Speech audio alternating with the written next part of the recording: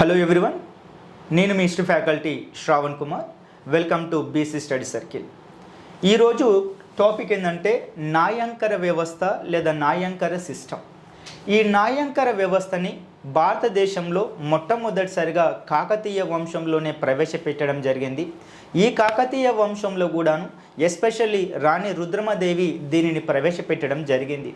మరి ఈ న్యాయాంకర వ్యవస్థ అంటే ప్రస్తుత సివిల్ సర్వెంట్లతో మనం పోల్చుకోవచ్చు. ప్రస్తుత సివిల్ సర్వెంట్లు ఏ డ్యూటీలు అయితే చేస్తున్నారో అవే డ్యూటీలు ఆ సమయంలో ఈ యొక్క న్యాయాంకరులు చేసేవాళ్ళు. ఇప్పుడు సివిల్ సర్వెంట్లకు ఏ విధంగా అయితే ట్రాన్స్ఫర్లు ఉన్నాయో అదే టైంలో ఆ అధికారులకు న్యాయాంకరులకు కూడాను దీనిలో ట్రాన్స్ఫర్లు ఉండేది.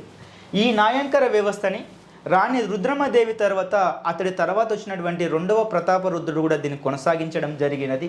ఇది న్యాయాంకర వ్యవస్థ అనేటువంటి దేని సూచిస్తుంది అంటే గ్రామాలలో ఉన్నటువంటి అడ్మినిస్ట్రేషన్ పరిపాలన గురించి వివరిస్తుంది. అదేవిధంగా ఈ న్యాయాంకరులు గ్రామాలలో ఉన్నటువంటి లా అండ్ ఆర్డర్ శాంతి భద్రతలను వాళ్ళు నిర్వర్తిస్తారు. అదేవిధంగా ఈ న్యాయాంకరులు సొంతమైనటువంటి కొంత సైన్యాన్ని కూడా కలిగి ఉంటారు.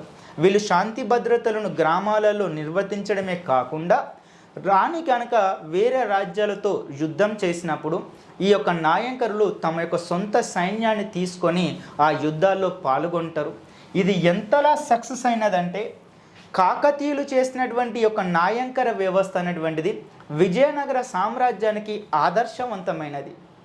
అది ఏ స్థాయిలో ఆదర్శవంతమైనది అంటే విజయనగర రాజులు ఈ న్యాయాంకర వ్యవస్థనే అమర న్యాయాంకర వ్యవస్థ అనేటువంటి పేరుతో వాళ్ళు కూడా కొనసాగించడం జరిగింది.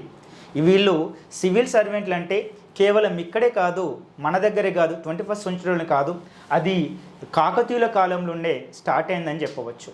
Thanks for watching this video.